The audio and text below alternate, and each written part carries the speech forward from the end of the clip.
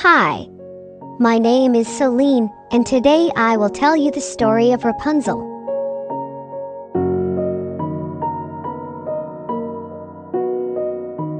Once upon a time, there lived a carpenter and his wife. More than anything, they wanted a child of their own.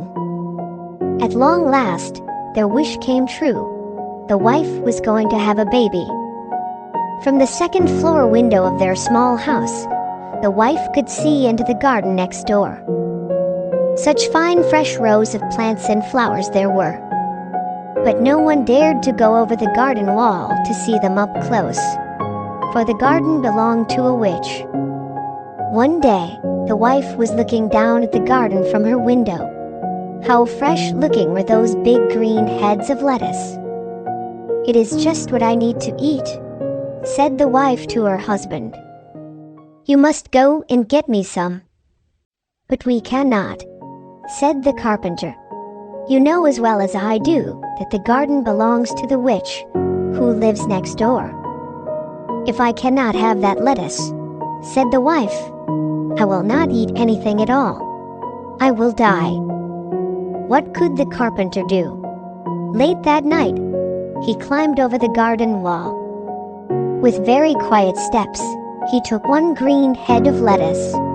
With more quiet steps, he went back over the garden wall. His wife ate up the lettuce right away, but eating the lettuce only made her want more. If she could not have more lettuce, she said, there was nothing she would eat at all. So the next night, the carpenter climbed back over the garden wall. He picked up one more head of lettuce. All at once came a high, loud voice. "Stop! What do you think you are doing?" "You getting lettuce for my wife," said the carpenter. "You thief!" yelled the witch. "You will pay for this." "Please," said the carpenter. "My wife is going to have a baby. She saw your lettuce and wanted it so very much."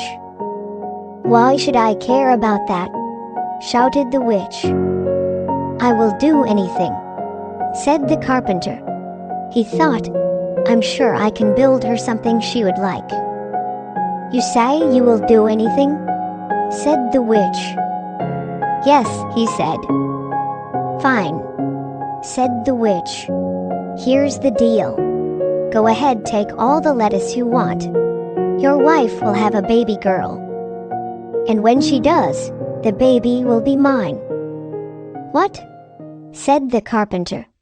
"I would never agree to that." "You already did," said the witch. And she laughed an evil laugh.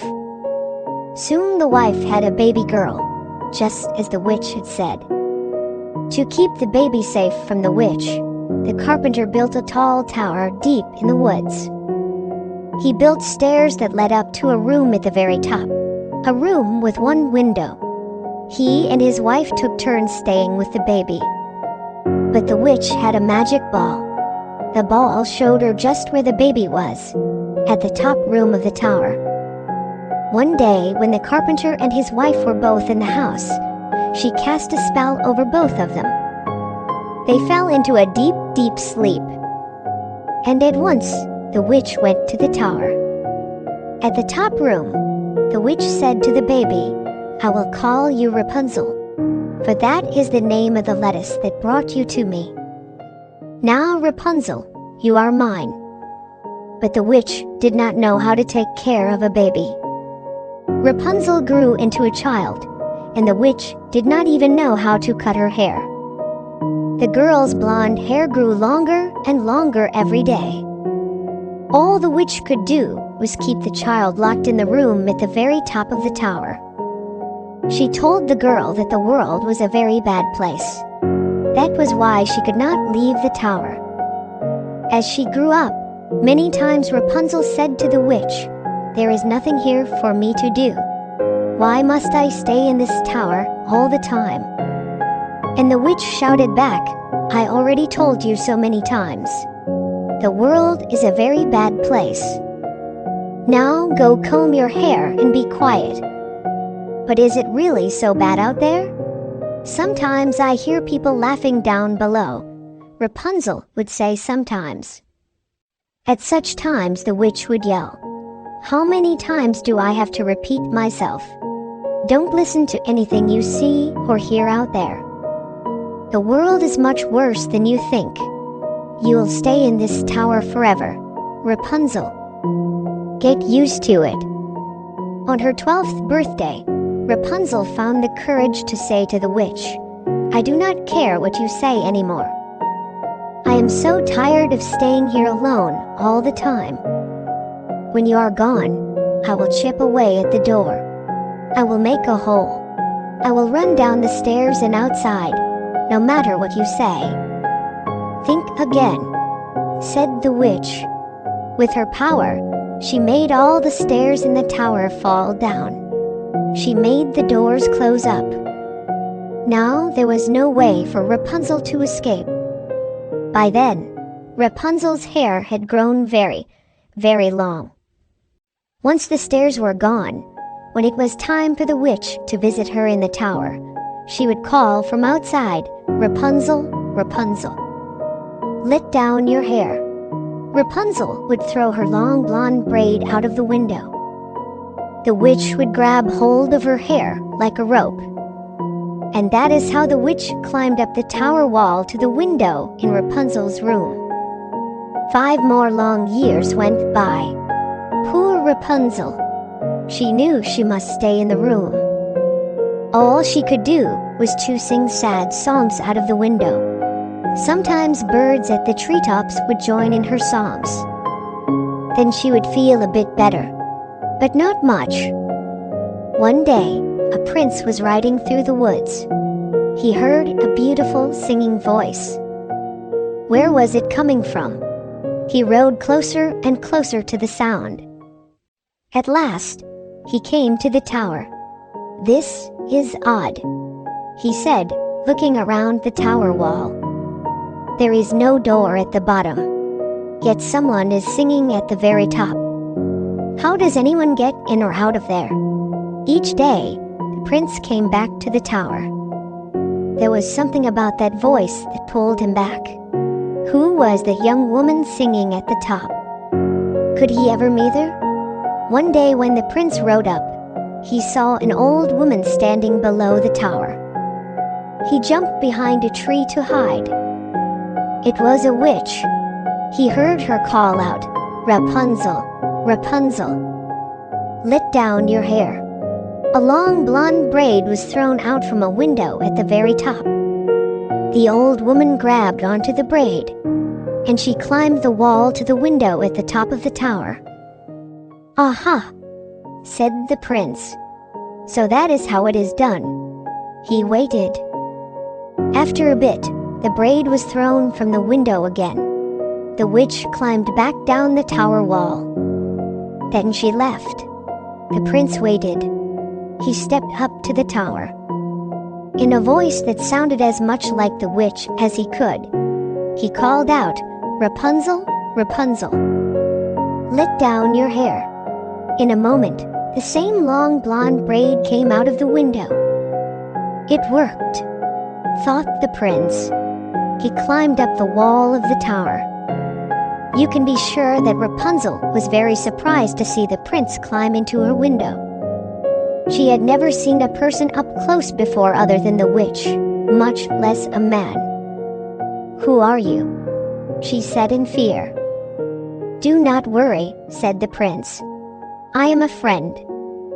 "But I do not know you," said Rapunzel. "I feel as if I know you," said the prince, "since I have heard you sing songs from up here day after day. You have a beautiful voice, and I love it when the birds sing with you too." "Yes, I like that too," said Rapunzel. "It may be the only thing I like, since I must stay here in this same old tower, day after day, my whole life long." Rapunzel told the prince about the witch. She told him that since the world was such a very bad place, she must always stay in the tower room. "But the world is not as bad as all that," said the prince.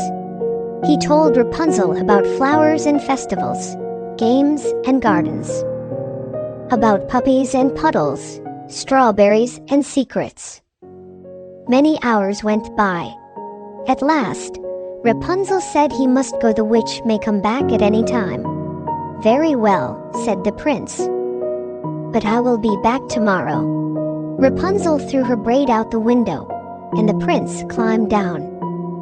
The next day, the prince climbed back up to Rapunzel's room.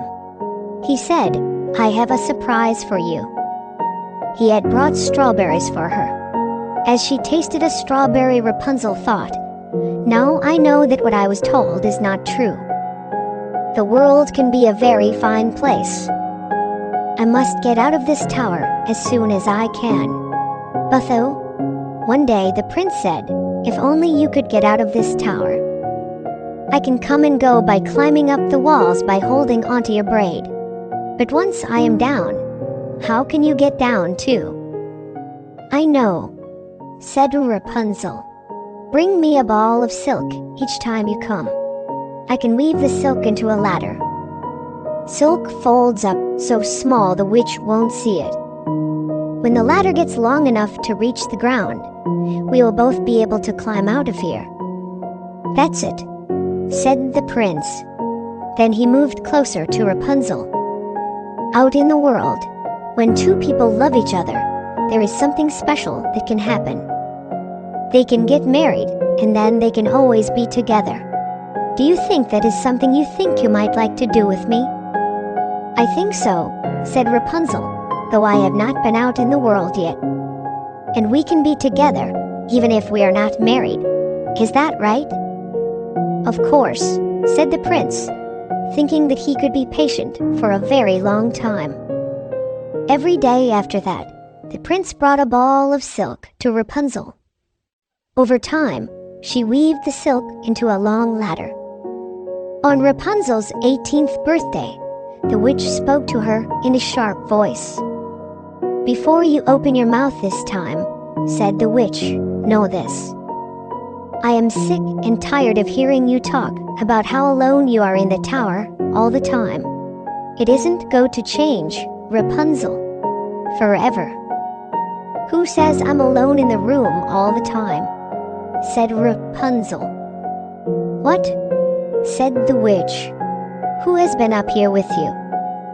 No one, said Rapunzel at once in fear. I mean, no one but you. The witch did not believe her. She started to look everywhere in the room for something to prove that someone else had been there. Soon she found the ladder. She held it high in the air. She yelled, What is the meaning of this? My friend the prince brought me the silk, said Rapunzel. You will never see this prince again, yelled the witch. She took out a knife. Snip, snap, and Rapunzel's lovely braid was cut off. Holding the braid in one hand, the witch laughed an evil laugh. With a stroke of her magic, Rapunzel was cast away to a faraway desert. Then the witch stayed in the tower room. She knew that soon the prince would come back. The witch did not have to wait long. Soon the prince was calling at the bottom of the tower, in a voice that was supposed to sound like her own, Rapunzel, Rapunzel. Let down your hair. Soft is how he did it, thought the witch. Holding tightly to one end of Rapunzel's braid, she threw the braid out the window. The prince took hold and climbed up. When he got to the window, he was much surprised to see the witch. Where is Rapunzel? He called out. What have you done with her? You will never see your Rapunzel again, yelled the witch. The witch pushed the prince so hard that he lost hold of the window. Down, down, he fell. The prince landed on some bushes below. That helped with the fall, but the bushes had sharp thorns. Some of the thorns went into his eyes. The prince was blind. My prince, called Rapunzel when she saw him. The two of them hugged tight. 2 tears of joy dropped from her face into the eyes of the prince. All at once, he could see again. And what happened next, well, I'm sure you can guess. The prince and Rapunzel went back to the kingdom where the prince lived. They knew it was right between them, and were married as soon as they could. The prince became the king of the land, and Rapunzel became queen. And the two of them lived happily ever after.